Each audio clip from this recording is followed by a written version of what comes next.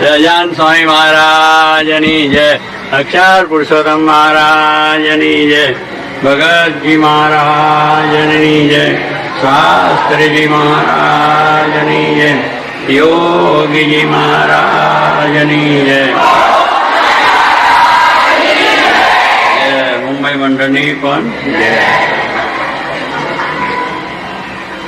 મુંબઈ મંડળની વાત કરી કે શાસ્ત્રી મહારાજ વખતથી ખૂબ જ નિષ્ઠાવાન સત્સંગીઓ અને સેવાપરાયણ બધા ભક્તો થયા.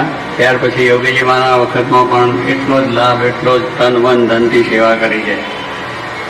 અને મંદિર થયા પછી પણ બધાની એક જ રુચિ, એક જ ભાવ, એક જ નિષ્ઠા અને રીતે હંમેશા કાર્ય થઈ રહ્યું છે. એટલે સત્સંગી તરીકેના આપણું જે લક્ષણ છે કે પાકા સત્સંગી થયા એને પછી કોઈ વસ્તુ બાદ કરી શકતી નથી, આ લૌકિક વસ્તુ. અને મહારાજે પણ કહ્યું છે કે ધન, ધામ, કુટુંબ, પરિવાર ભગવાનને અર્પણ કરી રાખવા. ડૉક્ટર આ બધું અર્પણ કરી જ રાખવું, પણ ડૉક્ટર જાણે કે કદાચ બધું લઈ જાય તો પણ અમારે લઈને કશું ક્યાં હાચવવું, એના કરતાં તમે હાચો અમને 10મો 20મો આપી દો, બધી ગયું અમારે બધું જોવું નહીં. એટલે ઘરે તમે હાચો, મોડરે તમે હાચો, દવાખાનો તમે હાચો, વેપાર બધું, છોકરાએ તમે હાચો. મોટા થઈને ભણ્યા ગણ્યા અને મેટ્રિક, ડૉક્ટર, એન્જિનિયર થાય પછી અમને આપજો. એટલે કહેવાનું છે કે ધન, ધામ, કુટુંબ, પરિવાર એ ભગવાનને માટે કરી રાખવાની વાત કરી છે. એટલે આપણે એમાંથી જ્યારે એવા પ્રસંગો આપણને પ્રાપ્ત થાય ત્યારે એની અંદર આપણે ઉદાર મનથી ભગવાનને આપી શકીએ. જ્યારે એમની ઈચ્છા થાય, જ્યારે આવા પ્રસંગો થાય, જ્યાં મંદિર થયું છે, આવા સભા મંડપ થવાનો છે, બધા ઉત્સવો થયા, આ બધા પ્રસંગોમાં જે વખતે પ્રસંગોએ આપણે જે મનથી આપ્યું એ ધનધામ કુટુંબ આપ્યા પ્રમાણે થઈ ગયું. આપણું બધું સમર્પણ થઈ ગયું. બધું મનમાં, જીવમાં દ્રઢતા હોય તો જ સ્વામી કહે છે કાઢી શકાય છે. બાકી દ્રવ્ય છે એક બહિર પ્રાણ કયો છે, એક પ્રાણ તો અંદર બેઠો છે, એ તો કંઈ આપી શકાય એવો નથી, પણ દ્રવ્ય પણ એટલો જ છે પ્રાણ પાછો. એ કાઢવું હોય તોય પણ તો કાઢતા 2 વખત આમ થાય, નીકળ નથી નીકળતો, તારે રહેવા દેવા. આ કોઈ આગળ પેલો રૂપિયો લઈને એક જણો ગયો, રૂપિયો છે એટલે ઉનાળાનો દિવસ હતો એટલે પરસેવો થાય ને હાથમાં જાય, એટલે એને ઘરથી નક્કી કર્યું કે આજે એક રૂપિયો ઠાકોરજીને મૂકવો. આયા, દર્શન કર્યા અને જરા જાલી રાખ્યો ને પછી દર્શન કર્યા, આમને તેમને ભગવાન આપો છે, કરવો છે. પણ ગલમથલ કરતા પછી આમ જોયું તો પરસેવો રૂપિયો ભીડી ગયો એટલે રોશની જા હું પાછું ગુજરે. એટલે તું રડવા માંડ્યો છે તો આવું તને નહીં આપું, હું પાછો મારે ત્યાં લઈ જાય, જેમ કે પાછો લઈ ગયો. એટલે એને કાઢવો અહીંથી બહુ જ મોટી જબરદસ્ત વાત છે. સાસી માં કહેતા કે જવાહરલાલભાઈ આપણે એક હતા નડિયાદના, તો પૈસાદાર, સુખી, સારા નિષ્ઠાવાળા, સેવાય પણ ખૂબ સારી કરી છે અને સારી કરતા હતા. પણ સ્વામી કે એમને જ્યારે અમારે કંઈક સેવાની વાત કરવી હોય તો 2 કલાક સુધી વાત કરીએ, બધી મહિમાની વાત કરીએ, આજે બધી જોઈતું સેવાની, ઘણા માણસો સેવા કરી હોય, ત્યાર પછી આ ખંભાથી તારું અહીંથી ખોલે, ખંભાથી તારું ખોલે ત્યારે પછી સેવાની વાત કરે. એટલે કહેવાનું શું છે કે આ બહિર પ્રાણ દ્રવ્ય છે એ વાપરવું છે. દુનિયા માટે બધું વપરાય છે. આપણે દુનિયાના બધા આપણા પ્રસંગોમાં છૂટકાઈ હાથે વાપરી શકીએ, એમાં કંઈ વાંધો નહીં. દીકરો પહેણાવો હોય તો બસ ભલે કેમ થાય, પણ દીકરાને ધામધૂમથી પહેણાવો છે, પાછી પાણી કરી નથી, 4 બેન્ડ લાવવા છે અને ખરેખર રીતે ધામધૂમથી એનો રિસેપ્શને પણ સારામાં સારું કરવું છે. એટલે જેટલો લગ્નમાં ખર્ચો હોય એના કરતાં રિસેપ્શનમાં પણ એટલો મોટો ખર્ચો. એ ઘડી આમ વિચાર ના આવે કે આપણે ક્યાંથી આવશે, શું થશે, કેમ થશે. એટલે એવો ઉત્સાહ આપણને. અને દીકરી પહેણાવવામાં, દીકરા પહેણાવવામાં છે, પછી કોકને વળી બાપનું બહારનું કરવાનું હોય તોય પછી એમાંથી મારા બાપનું બહારનું તો પહેલાં આખું ગામ જમાડ્યું તો હું આજુબાજુના બધા 25 ગામ જમાડું, એમ કેટલા વટમાં કામ થઈ જાય. એટલે કહેવાનું શું છે કે આવા પ્રસંગે આપણા મન ખુલ્લા થઈ જાય. એક જગતની મોટી મેળવવા માટે, બીજું કાંઈ નથી. એમાં કોઈ બીજો લાભ નથી. બધા આવીને આપણે ઢગલો નથી કરી જતા. પણ આપણને એક થાય કે મેં બસ જગતની અંદર એક સર્વોપરી કાર્ય કર્યું, અને એક નાતની અંદર આપણો સમાજમાં મોભો પડી ગયો, આપણો વટ પડી ગયો, પણ પછી કટ થઈ ગયો. ખબર પડી? કોકના લાઈન વ્યાજે કર્યા હોય તો એ ઘર બાર બધું વેચવું પડે ને ખબર પડે છે ને, એમ વટ લેવા જતાં કટ અહીં થઈ જાય. પછી 2% ને 3% આજે લઈને આવ્યા હોય એટલે બધું સાફ પછી થઈને ઊભું રહે.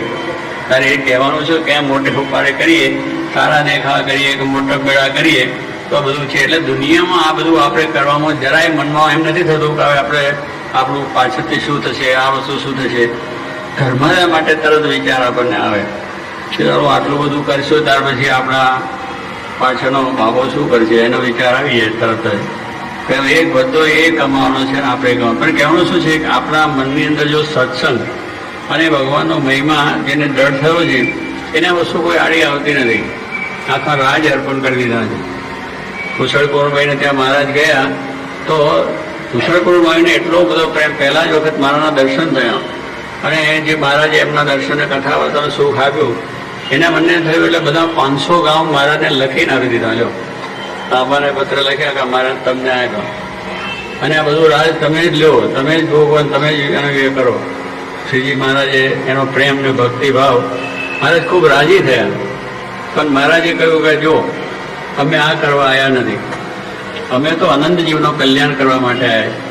તો વળી આ બંધન ક્યાંથી અમારે? આ પાછું રાજનું બંધન થાય ને કે રાજમાં રહેવું પડે, વ્યવસ્થા કરે, બીજું ત્રીજું છે. એટલે આ રાજ તમે જ ચલાવો અને તમે અમારી ભક્તિ કરો અને તમારી સેવા કરો. એટલે કહેવાનું શું છે કે એમ ભગવાનને માટે તો આટલું બધું એ એમને અર્પણ કર્યું છે અને એ પ્રમાણે રાજી પણ કરી લીધા છે. પણ ભગવાને શું કે એના જીવનને કલ્યાણ કરવાની વાત કરી છે. પૈસાની વસ્તુ છે પણ સાથે સાથે એના જીવનું કલ્યાણ થાય. બાકી જો લેવા તો પછી જો મારાને એ જ ઈચ્છા હોત એટલું કરવા આવ્યા હોત તો 500 રાજ કરીને ગાદી પર બેસીને રાજ ભોગવી લેત, આનંદ કરી લેત. બસ પતિ. મહારાજ જ્યારે પહેલા જંગલમાં નીકળ્યા ત્યારે પણ મહારાજને રાજ અને બધી પેલા દીકરી પાછો પહેરવાની વાત કરતો હતો. એટલે રાજ એ મળે ને પાછી કન્યાએ મળે, બધું ભેગું હતું. પણ ત્યાંય મહારાજ એની ઉપેક્ષા કરી નાખી, નીકળી જ ગયા કે આ વળી પાછું માથી પડશે. એમાં પછી માયા વર્ગે એ તો મહા જબરજસ્ત થઈ જાય અને એમાં તો પલપલા મોહ પામે. રાજને કન્યા બે મળે સારામાં સારું, પછી કોઈ આમ સામેથી આવે તો પણ એનો ત્યાગ કરે છે. એટલે મહારાજને કંઈક આ દુનિયાનું સુખ કે દુનિયાના વૈભવ એને ભોગવવા માટેનો સંકલ્પ નહોતો, એમને જીવનું કલ્યાણ કરવા માટે આવે. એટલે જો પૈસા માટે, ધન માટે, કે લોકની વસ્તુઓ માટે જો એમનો જન્મ હોય તો એ જ ભેગું કરે, એ જ ભેગું કરીને બધું વૈભવ ભોગવી લે. પણ એવા મહાન પુરુષો કે મહારાજની દ્રષ્ટિ હતી જ નહીં, છે પણ નહીં. અને આ વસ્તુ કે એમને તો એક જ છે કે આ જીવનું કલ્યાણ કોઈ રીતે થાય એ રીતનો જ ઉપાય હંમેશા એમને કર્યો છે.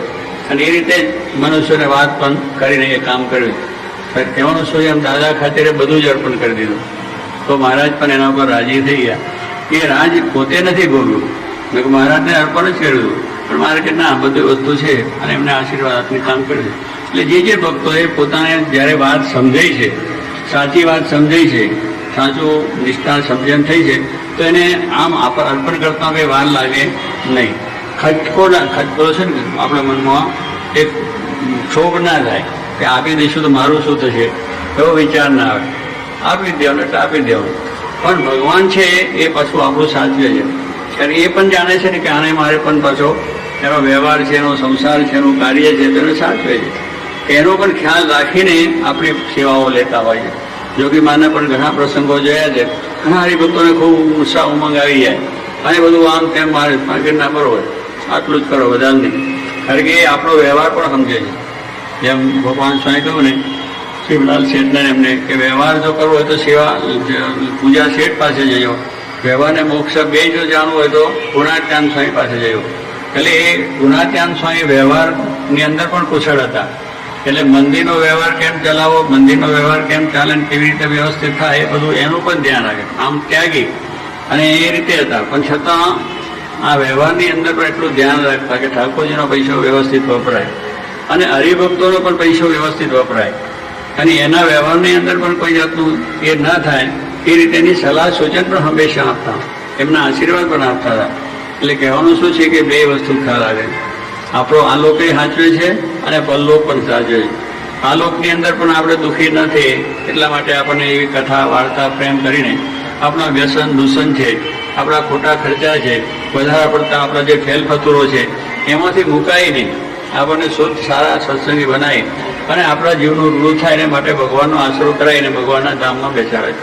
એટલે ઉભય લોક આપણા એની અંદરથી શાંતિ થઈ જાય. આ લોકની અંદર શાંતિ થાય, પરલોકની અંદર પણ થાય. નહીં તો શું બધી બે બગડે. જેને સત્સંગ નથી, એને ભગવાનનો આશરો નથી, એના બે લોક બગડે.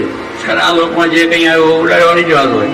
ઘણા માણસો જોઈએ છે કે આવે એટલું ઉડાડી દે, આવે એટલું કાઢી દારૂમાં વ્યસનમાં બીજામાં વાપરી જ નાખે અને પછી પકડ થઈ પાછો રહે. એટલે આ લોકમાં દુઃખી, આ લોકમાં દુઃખી રહ્યા કરે અને મર્યા પછી મોક્ષ તો છે નહીં. ભગવાનની ભક્તિ કરી નથી, સારું કર્મ કર્યું નથી, મોટા પુરુષોના આશીર્વાદ મેળવ્યા નથી, એટલે પરલોક તેને મળવાનો ક્યાં છે? તો બે વસ્તુ પકડે છે. જ્યારે આપણે સત્સંગી થઈએ છીએ તો ભગવાનને સંત આપણું બે વસ્તુ સાચવે છે.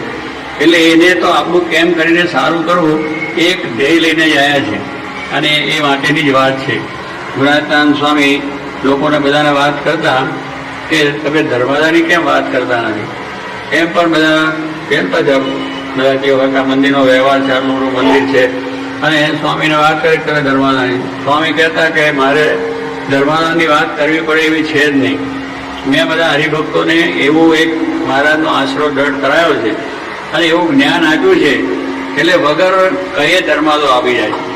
એમના જીવની અંદર એવી પ્રેરણા થઈ જાય. એટલે જો ભગવાનનો આશરો, ભગવાનની દ્રઢ નિષ્ઠા અને સત્સંગનો મહિમા સમજ્યા હોય તો પછી એનું તન મન ધન ભગવાન અર્થે જ વપરાવાનું છે, એનું બીજે કંઈ જવાનું છે જ નહીં. પણ જેને નિષ્ઠા સમજણ સત્સંગ ના હોય તો બીજે વપરાવાનું છે. એટલે સ્વામી કે મેં એને જીવમાં નિષ્ઠા એવી કરાવી છે અને એ રીતે આ સત્સંગીઓ તૈયાર થાય. માથું દેવું હોય તો માથું તૈયાર આપે એવા છે. જ્યાં રઘુજી મહારાજ જતા બળદની અંદર ઓલો બળદને એ થઈ ગયો તો લેવા માટે કામ મોકલ્યો. પછી કહે છે રઘુજી મહારાજ આવું થયું છે તો કોઈ કંઈ કહ્યું ભાઈ કે ગુણાત્માનંદ સ્વામી કે તમે મારું નામ સ્વામીને માટે છે તો તરત જ એ રીતે બળદ પાછો આવી ગયો. રઘુજી મહારાજ એ વાતનો પ્રસંગ જાણીએ છીએ આપણે. પણ પછી શું કહ્યું રઘુજી મહારાજ કે સ્વામી તમે આવા સત્સંગ પાકા કરે તમારા માટે તો સ્વામી કહે છે ભગવાનની શ્રી માને પ્રતાપે મેં બધાને એવો સત્સંગ કરાયો છે કે આ બધાને ભગવાનને સંતને માટે માથું દેવું હોય તો આ વાવ છે કે વાવથી માથા ભરાઈ જાય એવા સત્સંગી પાકા કર્યા છે. એટલે કહેવાનું શું, જો સત્સંગ પાકો થયો છે એનો એક પણ પૈસો ખોટે રસ્તે નહીં જાય. એ પોતાના વ્યવહારની અંદર પણ વ્યવસ્થિત રીતે યોગ્ય રીતે જ વાપરશે, પોતાના સમાજ માટે પણ વ્યવસ્થિત રીતે યોગ્ય રીતે વાપરશે અને ધર્મને માટે પણ પોતે તન મન ધનથી એનું વર્તન કરશે. એટલે એ રીતે સત્સંગ છે એ આપણને બધી રીતે સુખદાયક વસ્તુ થાય માટે આ સત્સંગની જ વાત જીવમાં દ્રઢ કરાવી. એટલે ગુણાત્માનંદ સ્વામી કહેતા કે આવો મેં સત્સંગ કરાવ્યો, આની રીતે જ વાત કરી લ્યો. અને સ્વામી માનતા શું આપતા કે પોતે એ પ્રમાણે ભગવાનનો નિષ્ઠા થાય. સોનાના શેઠિયાઓ છે એમને ત્યાં નવાબ રાજા હતા અને જુનાગઢના નવાબ નીચેનું ગામ, એટલે ત્યાં જરા સહેજે કંઈ એ થયું એટલે બધું કંઈક ત્યાં એને લઈને મહાજનને એમને બધા મુશ્કેલી થઈ એકબીજાને. એટલે સરકારે જરા વધારે પડતું મહાજનને દુઃખ થાય એવું બધું કર્યું અને બધું મુશ્કેલી થઈ ગઈ. એટલે બધા મહાજન એટલે બધા જે આપણા બધા શેઠિયાઓ બધા વેપારી ધંધા હતા એટલે એમને આવું દુઃખ થયું. પછી મારા સ્વામીને વાત કરી તો સ્વામી આમાંથી કંઈક સારું થાય તો આ તો રાજનો હુકમ છે ને, હવે તો દુઃખી થઈ ગયા, બધું મુશ્કેલી આવી છે. તો સ્વામીએ શું કહ્યું કે તમે માનતા રાખો. હવે માનતા એટલે તો આપણે જાણીએ છીએ પૈસાની જ માનતા હોય ને કે પૈસા આટલા કરજો, આમ કરજો, તેમ કરજો. પણ સ્વામીએ શું કહ્યું કે શ્રીજી મહારાજ સાક્ષાત પૂર્ણ પુરુષોત્તમ છે, અક્ષરધામના અધિપતિ છે, સર્વોપરી પરમાત્મા છે, એવો દ્રઢ નિશ્ચય જીવમાં કરો અને આ નિશ્ચય કરશો તમારું કામ ભગવાન કરશે. એટલે એ નિશ્ચયની વાત કરી સ્વામીએ કે જો તમને ભગવાનનો નિશ્ચય છે તો પછી તમારું દ્રવ્ય બીજે જવાનું છે? જશે જ નહીં. તમને જો આવો સત્સંગ દ્રઢ થયો છે તો એ દ્રવ્ય બીજે જવાનું છે જ નહીં, બીજે કોઈ રસ્તે વપરાશે નહીં. તમારા વ્યવહારની અંદર પણ તમે વધારે પડતા ખર્ચા નહીં કરો કે ના છો અમારા મનુભાઈ ત્યાં મનુભાઈ શું મણિભાઈ નાનાલાલ ભટ્ટ આપણા સત્સંગી બહુ પાકા જબરદસ્ત. હવે એને સત્સંગ તો પહેલેથી હતો ને પછી સાચીમાં જ મળ્યા એટલે તો ખૂબ દ્રઢતાપૂર્વક નથી ગયું. જો કે મારા માટે પણ એવું જબરદસ્ત થયું. હવે એને જ્યારે કોઈ લગ્ન પ્રસંગ આવે ત્યારે બધો 4-5 ભેગા કરે. એના ભાઈની છોકરી કરે, એના ભાઈનો છોકરો કરે, પોતાનો છોકરો કરે, બીજું કરે, બહેનનો છોકરો કરે, બહેનની છોકરીઓ કરે, એવું 5-7 ભેગા કરે. અને 5 હાથનું ભેગું એક કરી નાખી એક મોડલ બતાવી દે જય સ્વામિનારાયણ. બહુ લાંબુ ખર્ચ જ ના આવે કે જુદા જુદા ખર્ચા ના કરો, બધું ભેગું કરી નાખે. અને તે પાછો ઓલી શું મોટર ગાડી કે ઘોડા ગાડી કે એવો વરઘોડો નહીં કરવાનો, રિક્ષામાં બેહારી લઈને પછી રિક્ષા બેહારી પહેરાઈને પાછા લઈ આવે. એટલે એને એમ કે આપણે જયારે ભગવાન સંત મળ્યા છે ત્યારે વ્યવહારમાં તો શું જે લગ્ન થવાનું છે એમાં આપણે કરવા બીજું કઈ વાંધો છે એ ઘોડા ગાડી લઈ જઈશું, મોટરમાં લઈ જઈશું, પ્લેનમાં લઈ જઈશું તો એ લગ્ન તો ના હોય તો એ થઈ જવાનું છે. પણ કહેવાનું છે એવો એક નિશ્ચા દ્રઢતા એ આપણે વધારે પડતો આમાં ખર્ચો નથી કરવો. આપણે વ્યવહારની રીતે જે લગ્ન પ્રસંગ કરવો બીજું ત્રીજું બરોબર છે, પણ પેલા દેખાવાનો બધો પ્રશ્ન થઈ જાય. એ બધી વસ્તુની અંદર છે લો અજમત કરવા માટે વિલાયથી માણસ અહીં લાવવો પડે, 5,000-10,000 લાખ રૂપિયા ખર્ચવા પડે. હવે એમાં શું મોટી વાત છે? અહીંયા અજમ બહુ સારામાં સારી કરી નાખે છે. બધા બેઠા નથી કરતા, આપણે સહેજે છે. અમારા સંતો હતા તો મૂડી નાખે છે અમને. એટલે કહેવાનું શું કે તોય આ મુડન થાય છે. હવે એ વગર પૈસે પણ મુડન અમારે થાય છે. તો પછી કહેવાનું શું છે કે આ એક માણસને જગતની મોટે અને જગતની અંદરના આ બધા પૈસા છે એટલે ખોટે રસ્તે વાપરવા એવું નથી. પૈસા આપ્યા છે ભગવાને તો તમે સારે મારે વાપરો. ભલે સમાજ ઉપયોગી પણ કામ કરો, કુટુંબના માટે પણ તમે કરો, ધર્મને માટે કરો, ભગવાન માટે કરો. એ બધી વસ્તુ આપણે કરવા માટે ભગવાન આપી. એવું નથી કે એમાં ખાઈ પી મોજ શોખ અને આસારામ કરી તાલ મેલ જ કરવા. આજે માણસો માન મોટો માટે કરોડો રૂપિયા ખોટા ખર્ચી નાખે અને એ રીતે પોતાનું એ કામ કરે છે. અને એ બધા જબરજસ્તના ખર્ચા તો મારે કે જરૂર છે બધું કરવું. આપણે કપડાં જરૂર છે તો કપડાં જરૂર પહેરવા છે, જે પોતાના મોભા પ્રમાણે સારા પહેરે. પણ પછી આ બધા અનેક જાતના કપડાં પહેરાવીને 100 જાતના શેર ભેગા કરવા એનો મારો શું છે? પછી કંઈ પહેરવાના છે આપણે દરરોજ નવો નવો? પણ છતાંય હવે કોઈ દાડો પહેરવાનો થાય પણ એ હોને પાછા મૂકવો, એનું કબાટ કરવું, એની વ્યવસ્થા કરવી, એની ઇસ્ત્રી કરવી, એને વ્યવસ્થિત કરવું, એટલી માથાકૂટ છે. પણ કહેવાનું શું છે કે માણસને એમ કે આટલું બધું હોય તો જો બતાવે ને કે જો મારે આટલા કપડાં છે. પણ એ બધા કપડાની જરૂર છે આપણે કંઈ અંગ ઢાંકવા માટે છે, શરીરને ઢાંકવું છે એટલા માટે જ આપણે વસ્ત્રો પહેરવાના છે. એ પછી તમારી સ્થિતિ પ્રમાણે તમે કરો કે ભાઈ બહુ સારા સુખી હોય તો 200નું વાળનું કપડું લઈને સારું કપડું લઈને સારું પહેરે, સારું મકાન પણ રાખે એની મોભા પ્રમાણે, એની જરૂરિયાત પ્રમાણે. પણ પછી હાવ રસ્તા પર હોતો અને નોકરી 50 રૂપિયા 100 રૂપિયાની કરતો હોય મારે પણ આવું કરવું છે તો પછી તો હાથે પગે જ રહે ને. એટલે એવા વિચાર ઉમંગો આપણે કે જેની સ્થિતિ ન હોય એ પણ આવા ઉમંગ કરી અને વધારે પડતું કરીને દુઃખી પછી થાય, પછી દુઃખી થાય, કુટુંબ દુઃખી થાય, બધી રીતે પોતાને દુઃખી થવું હોય. એટલે એ સ્વામી કે છે આપણે જરૂર છે એ પ્રમાણે બધું કરવું. ખાવું છે એ ખાવા માટે શરીર નથી પણ શરીર ટકે એટલા માટે ખાવાનું છે. આપણે જેને ખાવા માટે શરીર હોય એટલે એ નહીં વાનગીઓ બીજું ત્રીજું ખાવું પીવું પછી અહીંથી ઘરે ના ઠેકાણું પડે પછી બજારમાં અને હોટલોની અંદર અને મોટી પેલી હોટલો અને 5 સ્ટાર હોટલો અને પેલી રોયલ્સ હોટલો કેવું રબોયો કહે છે ને રબેરા. અરે આ એ ગોતવાનું એટલે ભાઈ અહીંયા હોઈ જાવ ને આ સભા મંડપમાં કાલે હોટાને ઊંઘ આવી ગયેલી, કાલે પાણી બહુ ફરી ગયું પછી અહીંયા કેટલા 100-150 માણસ થઈને હોઈ ગયા, બધાને ઊંઘ આવી ગઈ. એમાં કઈ રોબેરોમ જાય તો ઊંઘ આવે એવી છે એ પણ એવું માણસને રોબેરોમાં જઈએ એટલે આપણું પોઝિશન ડેમ ના થવું જોઈએ. પોઝિશનને માટે બીજું કઈ નથી. કેમ દાળિયા કેવું છે બરોબર છે ને? તો કહેવાનું તમારે દાળિયા છે બરોબર સમજી લે બરોબર કે વધારે ખોટા પૈસા નહીં વાપરવા અને કરવા. એટલે કહેવાનું શું છે કે એવું રીતે એમના બાપા દાળિયાની વાત કરી, ચંદુભાઈ બેઠા છે અને બાપા છત્રભુજ એમને બહુ જરા પૈસાનો લોભ. એટલે જોગી મહારાજ જયારે આફ્રિકા ગયેલા માંજામાં એ આગા પાછા થાય કે જોગી મહારાજ કંઈક ધર્માદાનો લખાવ છે, કંઈક સેવા લખાવ છે, કંઈક રસોઈ લખાવ છે, પણ આગા પાછા થાય. એટલે શું આમ જરા નિષ્ઠા સમજણ કરી પૈસામાં જરા એ થઈ જાય. અને પછી ભગવાનની દયાથી અહીં લંડન પછી તો એવો સત્સંગ થઈ ગયો, જોગી મહારાજ સેવું એ જ થઈ ગયું. એને સાચો વૈમાન સમજાયો કે સાચી વાત આ જ છે, કરવાનું પણ આ જ છે, આપણે જે કંઈ છે બધું ભગવાનનું છે, આપણું નથી. એવું એક મનમાં દ્રઢતા થઈ ગઈ. તો હવે એક પૈસો પણ એનો બીજે રસ્તે નહીં, જે છે એ ભગવાન માટે જ વપરાય છે, બધું જ ભગવાનનો છે કરી નાખેલો. દીકરાઓને પણ કહી દીધું કે આ મારું છે, તમારું નથી, ઠાકોરજીનું છે. એટલે એવી રીતે એમને કહેવાનું શું છે એને સમજાયું તો એક પણ પૈસો બીજે ના જાય, ખોટે રસ્તે નહીં વાપરો. એને ખાવા જોઈએ છે તે વખતે અને એમ કપડાં જોઈએ છે. મોટર તમારે એક રાખી હોય તો કેવી ગાડી મોટરને એવી જૂની મોટર રાખે અને પાછું એને બધો ખર્ચો ના થાય એવી રીતે કરીને પોતાનું કામ ચલાવી લે કે હવે આપણે બજાર મોટર શું જે છે એવી ચાલે. આપણે મંદિર જવું છે, મંદિર ઘરે આવવું છે, પછી વળી રોજ સોય રાખવાની જરૂર કરે કે ના અમારો મોભો પડી જાય, હું મોટા બહેન મંદિરે જઉં, મંદિરમાંથી આવું, બધા દેખે ને જોવે, અરે જોનારા જોવે પણ આપણે હાથે પગે થઈ ગયે તો. એટલે કહેવાનું શું છે કે આવી વસ્તુ છે, જરૂર છે એ જરૂર કરવાનું, એને માટે ના નથી. ખાવા માટે છે આપણે જે છે સારી રીતે પેટ ભરાય ને સારી રીતે પચે એવી રીતનું ખાવું, ઘરે મળતો હોય તો આગળ જવાની જરૂર નથી. પણ આવા શોખ ને વિચારો આપણને આવે છે એટલે દ્રવ્યનો બહુ જ ખોટો વ્યય થાય છે. હજારો લોકોના વ્યસનોની અંદર કેટલા પૈસા જાય, કરોડો પૈસા જાય છે કે જે આજે વ્યસનોથી જો આપણે બચી જઈએ તો આપણા હિન્દુસ્તાનને કોઈની અમેરિકાની જરૂર નથી. ભલે પ્રતિબંધ મૂકે એને ઘરમાં, એનો કયો વાંધો નથી. હજી આપણે પોતે જો આપણે સમજીએ, આપણો જો બચાવ કરીએ તો આપણે કોઈની જરૂર ભીખ માંગવાની જરૂર નથી. બધા દેશો આપણી પાસે લેવા એવી એટલી બધી આપણી સમૃદ્ધિ વધી જાય એવી, પણ આપણે મોજ શોખ ને ખોટા આમ બીજા આમ બધા ખર્ચા કરે અને એના ઝઘડામાં આપણો વિકાસ નથી થતો. એટલે આ બધી વસ્તુની અંદર સમજાતું નથી. તો સ્વામી કે જ્યારે સત્સંગ થાય એ સુખી, સત્સંગ થાય બધી રીતે સુખી થઈ જાય. વ્યવહારમાં, સંસારમાં, ધંધામાં, રોજગારમાં, ભક્તિ કરવામાં, ઉત્સવ કરવામાં બધી રીતે સુખી થઈ જાય છે. તો એવો સત્સંગ સ્વામી કે આપણે કરવો, અને એ જ સત્સંગ કરવો તે જીવના કલ્યાણ માટે કરો. એ પાછું કહ્યું છે કે ત્યાં જઈને કંઈક મળી જાય ને સારું થઈ જાય ને બધું આમ થાય ને તેમ થાય ને વ્યવહારના બધું એ કશું નહીં. એ બધું જે સત્સંગ કરે છે એનો વ્યવહાર સુધર્યો છે, એનું કલ્યાણ થવાનું છે, એનું કાર્ય ભગવાન કરવાના છે. સત્સંગ જીવનો કરવો એટલે મન પાછું પડે નહીં. એ તો સંકલ્પ કરીએ પૂરો ના થયો તો કરો સત્સંગ કર્યો પણ આપણું કામ તો થયું નહીં. આપણે તો એમને એમ જ રહ્યા.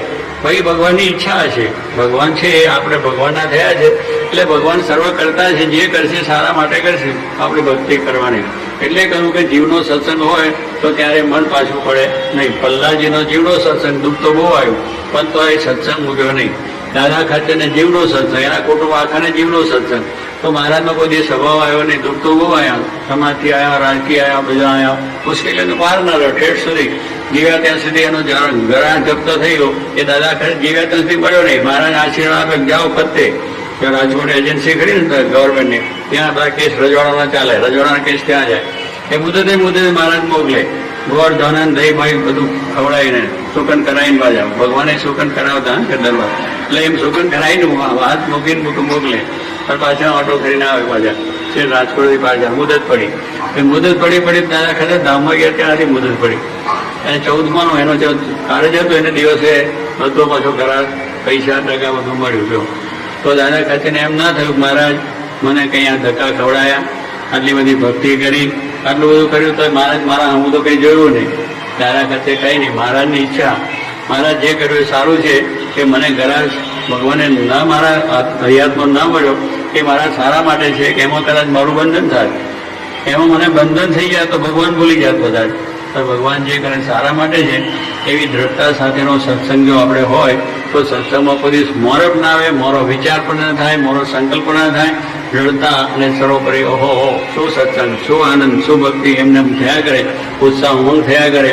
સેવા હોવા તો ઉત્સવ હમણાં આવ્યો, અથવા બીજો ઉત્સવ આવ્યો, આ તો ઉત્સવ પર ઉત્સવ ચાલ્યા કરે. અને આ ક્યાં સુધી આપણે પહોંચવું? હવે દીકરાનું લગ્ન આવ્યું, દીકરીનું લગ્ન આવ્યું, મામાની દીકરીનું લગ્ન આવ્યું, બધું ત્યારે તો જવું પડે કે ના જવું પડે? એમ થાય છે કે આ મામાની દીકરીનું લગ્ન હમણાં ક્યાંથી આવ્યું, અને એક છોકરો પહેરાવે, બીજો છોકરો ક્યાંથી પહેરાવે, બધું એમાં ચાલે જ છે. આ તો 68-62 બધું ભેગું, એમાં કંઈ બહુ વાંધો આવે નહીં. કારણ કે આગળ ધંધા, પાછળ ધંધા, ધંધામાં ધ્યાન લગાવશો એટલે આ તો વ્યવહારે થતો જાય અને સત્સંગે થતો જાય, ભક્તિ થતો જાય. પણ આપણા પ્રસંગોમાં ઉપરા છાપરી પ્રસંગો આવે તો આપણે કરીએ છીએ રાજ્ય. હવે આ ઉત્સવ થાય એમાં રાજી થવું, આનંદ થવું, જે આપણી યથાશક્તિ સેવા ભક્તિ થાય છે એ કરીને મહારાજને રાજી કરી અને સર્વપ્રથમ સુખ્યા થવું, મહારાજ એવું બળ આપે એ જ પ્રાર્થના.